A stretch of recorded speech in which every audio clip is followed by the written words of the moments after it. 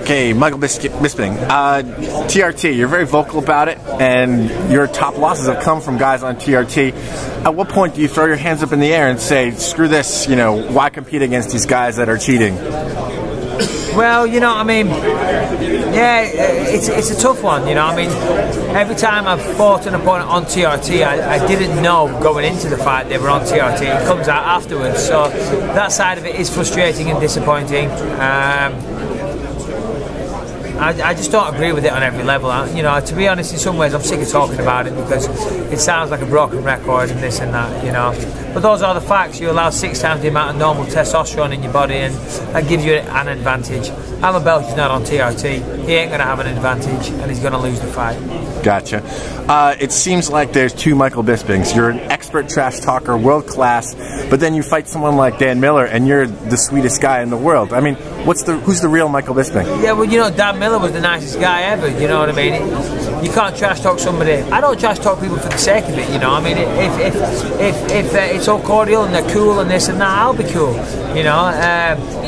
These guys sometimes they might only make little comments, but you know what the press are like. They blow it up into a big thing, and I hear that, and I'll leap onto that, and I'll hold it, and I'll embrace it, and make it big in my own head, and I'll say, this guy's been talking shit, right, okay, here we go, and then I'll start a full-on assault. So, it makes it interesting for the fans. I certainly don't manufacture hype, though. Everything I say is real, and that's how I feel at the time, rightly or wrongly. And Alan Belcher, he's been making videos and acting like a bit of an idiot, embarrassing himself, and because of that, he's going to get embarrassed on Saturday night. Gotcha. Changing gears a little, the UFC, went to England, went to the UK, and it's pretty popular.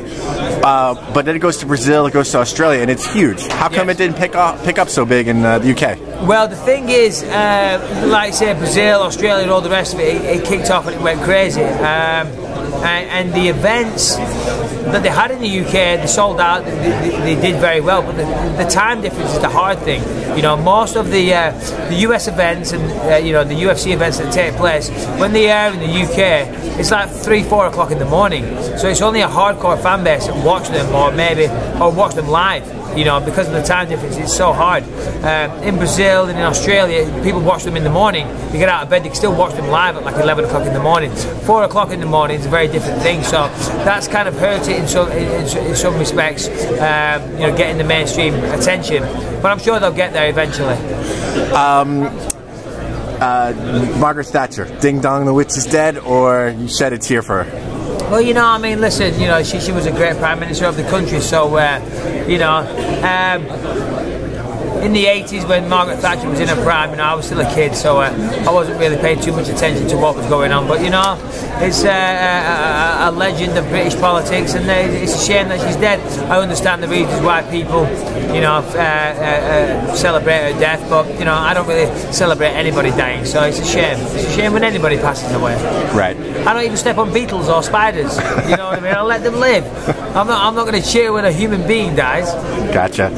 You've had a long career. You've accomplished a lot. Ultimate Fighter winner.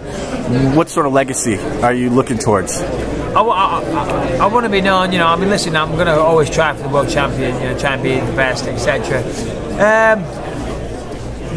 When it's all said and done and the dust is settled, I want to be known for a fight that always brought it. That brought, fought his heart out, took on all comers, never turned down an opponent, wasn't shy, and entertained the fans. I think I do that. I've never turned down an opponent in my life, and I bring it every time. It's kill or be killed. I go in there and I try my best, and hopefully, that'll go down in history. Your kid says to you, Dad, I want to be an MMA fighter. What do you tell him? He says it all the time, and if he's serious about it when he's older, then I'll support him. One of the best things that ever happened to me was my dad supporting me. He always he used to drive me all over the country as a kid, going to martial arts competitions, etc. And if it weren't for my dad, I wouldn't be sat here doing this right now. And if my son says he wants to be a fighter, then I'll support him 100%. But if he wants to be a fighter, then I'll also be his manager and his trainer. So, and trust me, all the mistakes that I've made as a fighter, he won't be making, because I won't allow him. And I'm going to be a very strict manager and coach, especially if it's my son. Yesterday, Matt Hughes was asked about female MMA, and he said he was not a fan.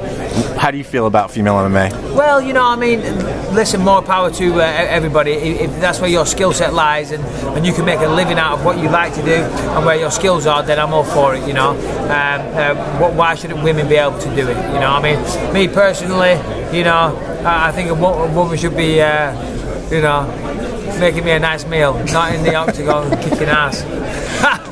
I'm just kidding, you know what I mean? But I don't know how they find time to train for these fights, what with all the cooking and the cleaning.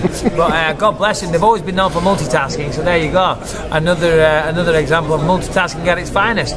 All joking aside, I'm all for it, good for them. The fights that I've seen in the UFC so far, there's only been two. Obviously the Rousey fight and the Kat Zingano and Mish fight. They were amazing, they were highly exciting fights, and good for them, and it's going to bring even more attention to this magnificent sport. All right, well, thank you very much.